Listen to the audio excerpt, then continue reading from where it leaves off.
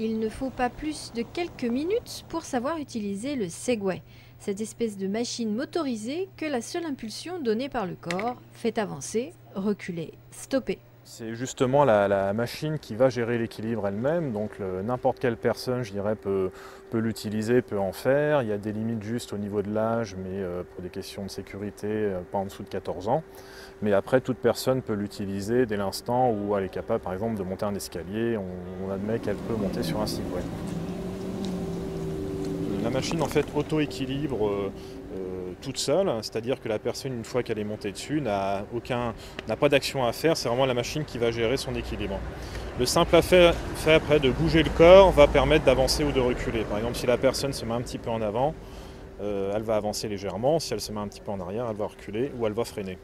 Tout l'usage du Segway repose là-dessus. Le guidon après ne sert juste à tourner et donc pouvoir se guider assez rapidement quand on se déplace en ville. Oui, ça se prend très facilement en main. Non, ça va tout seul, l'équilibre aussi.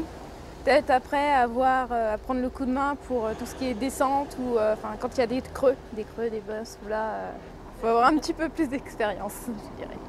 Jérôme Chamon propose depuis quelques semaines seulement la location de ces Segway pour l'événementiel, en support publicitaire, pour les entreprises, mais surtout pour des visites de 1 heure ou 2 heures du bouchon de Champagne. En ville, impossible d'aller à plus de 9 km/h, pas mal déjà pour un engin qui s'utilise sur les trottoirs.